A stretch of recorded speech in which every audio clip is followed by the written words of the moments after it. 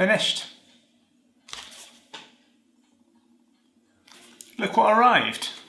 Literally 2 videos after I was going on about wondering when it would arrive. It's arrived. The Workshopper Playbook arrived today. And you're going to get the review I promised you. Here's the intro.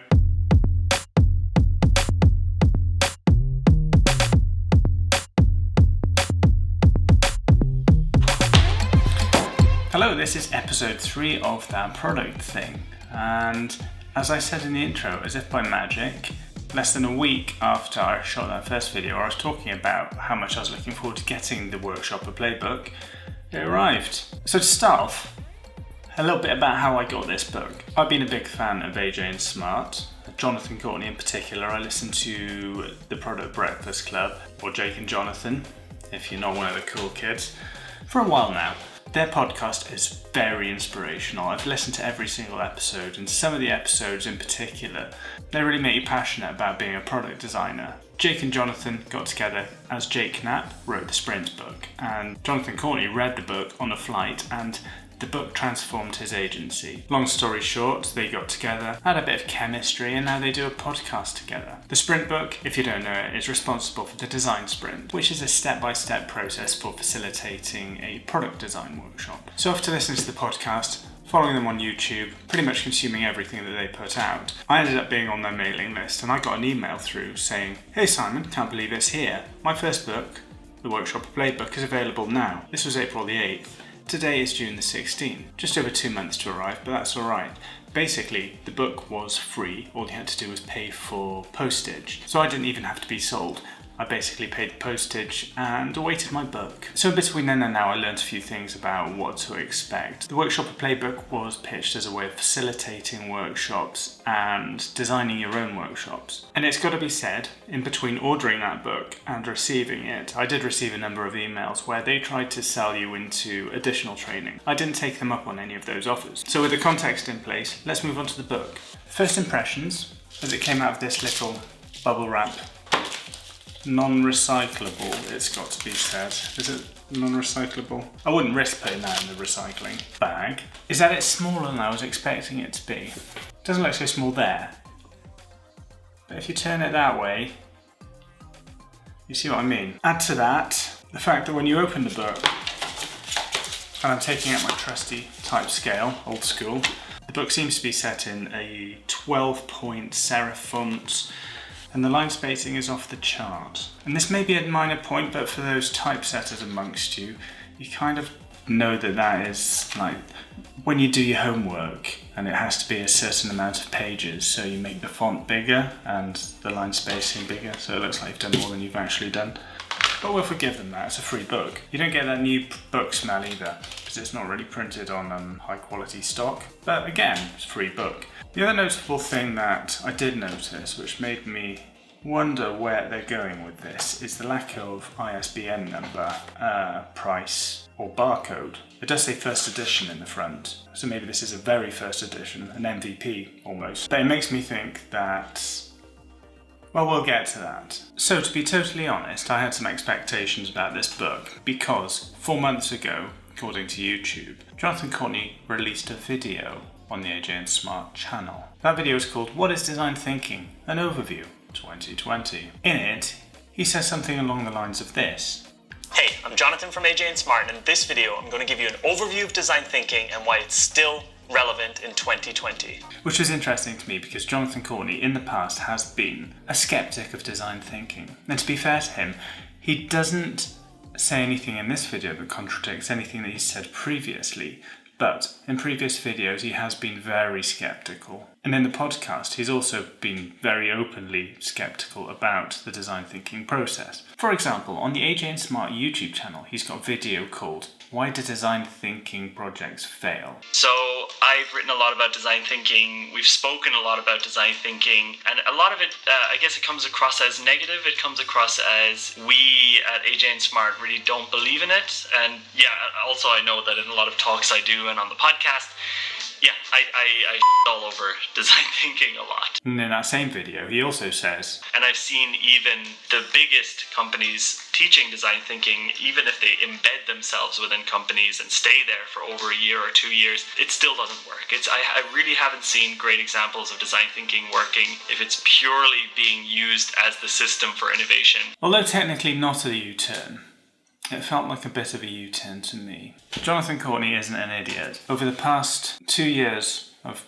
listening to him, I've kind of come to learn that he's a very shrewd businessman. That made me think that this recent video about design thinking has an ulterior motive. Now, I've done videos about design thinking myself in the past for my company, The Virtual Forge. I'll put a link in the description. But I tend to agree with the argument that design thinking hasn't been explained in a way that is clear. For me, I like clarity. That's why I like all the playbooks. The Lean Product Playbook and Sprint. They're step-by-step instructions on how to do things.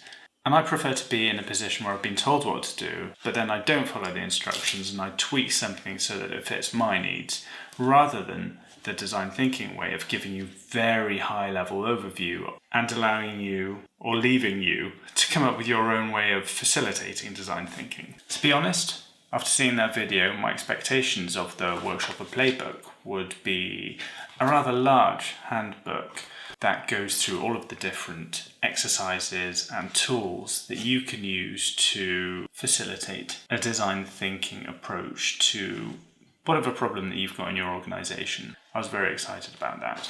Straight off the bat, that's not what this book is, which I guess means we're into the review. The book itself is broken down into 2 parts.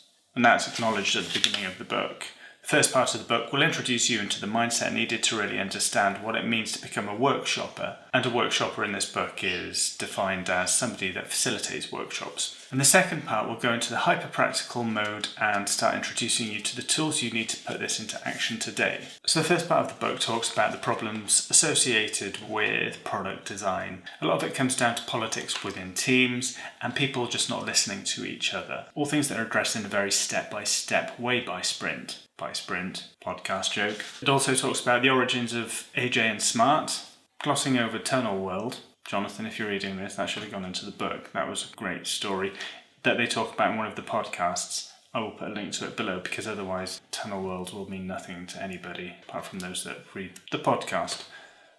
You don't read a podcast, listen to the podcast. Jonathan talks about how he started out his career and the problems that he faced. Again, talking about the lack of shared understanding and the need for active listening, really. He doesn't say that, but active listening is something that's grossly underestimated in the world of product. The book talks about how you can differentiate yourself from your peers by becoming a really good facilitator.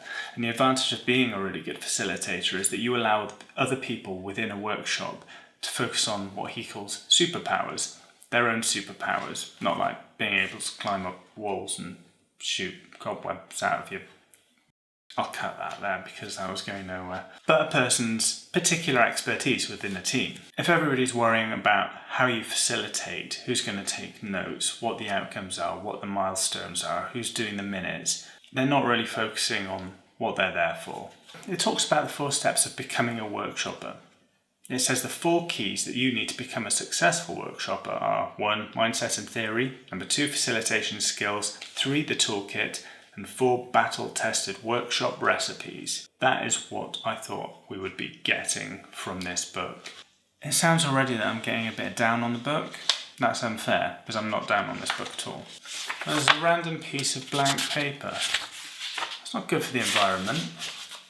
Come on, save the environment. The book then goes on to, in section 2, talk about the 4 C's framework, telling you that the 4 C's stand for collect, choose, create and commit. Boom. You read that? I'm not going to go through the rest of it because you can learn about it in a much easier way, possibly not even by reading the book. The majority of the rest of the book details the lightning decision jam, which is something that you can learn about on the AJ&Smart YouTube channel. They talk about it quite a lot. They also talk about it on the podcast quite a lot. It's something I'm already very familiar with. Being a fanboy of AJ&Smart, I learned about it a long time ago. As soon as they put their video about the LDJ, we started using it. It's a really good way of running a workshop in an hour and a half and getting everybody's input documented, prioritized, and actioned. I'll put a link in the description to that video. What this book essentially is a playbook for the LDJ. It's very nice in that respect. It talks about all of the different exercises that happen in an LDJ. It gives you a list of everything you need to facilitate a lightning decision jam, but it's almost a word-for-word written copy of that video. They even use the same examples. They talk about how these exercises and how workshops like this can mean that you get objective results for what is usually a subjective problem. If you get lots of people in a meeting, everybody wants their opinions heard. And a lot of the time, the person with the loudest voice or the biggest pay grade, they're the people that get heard. What Sprint does and what the LDJ does and what design thinking is meant to do is provide a way of democratizing your input into a meeting. And what these exercises are really good at, and I'm a great fan of, is allowing people with a quiet voice but a brilliant idea to be heard. So if you don't know what a lightning decision jam is, or you just like a really glossy copy of how to do one, this is a really good manual. Moving on to the cons of this book. I love AJ&Smart. I love Jonathan Courtney. I've got a massive bromance going on with him. Good beard, hipster hair. I'm envious of that hair because I'm obviously receding. I've got an elaborate comb over going on here. You've noticed it. I don't need to tell you. This might not make it into the video. It feels a little bit like a sales tool. The fact that you got that email after you signed up for it saying, why didn't you slide on over to the website and pay for some training so that you can kind of see what's in the book? What? I want to read the book. I don't want any spoilers. Also, there's been quite a lot of salesy type content coming out of AJ&Smart recently. They've been putting together lots of paid training that you can sign up for. And in one of their podcasts, Jonathan talks about how they got in one of these sales gurus, like an 18-year-old kid that drives a Ferrari and shouts at you in the adverts on YouTube.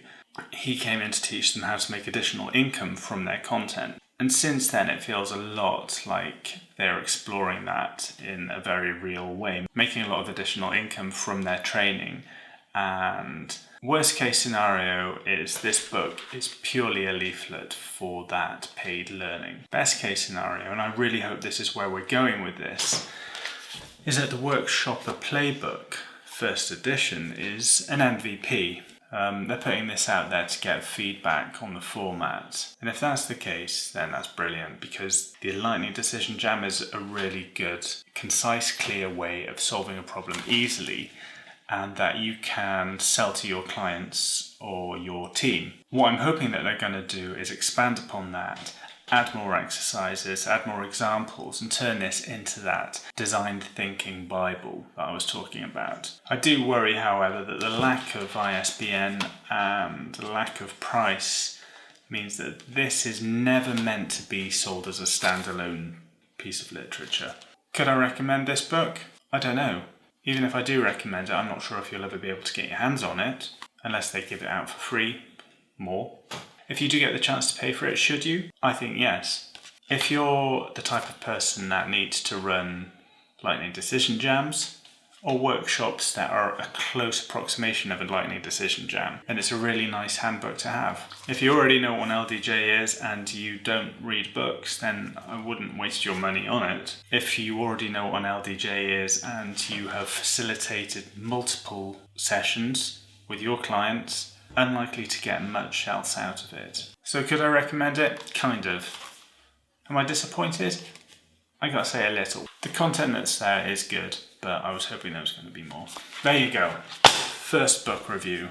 I hope you got this far into the video, but I wouldn't be surprised if you didn't. How do you think it's going? This is video number 3. If you've got any comments or suggestions, leave them down below. Like if there's anything that I should change. Should they be longer? Should they be shorter? Should I dress differently?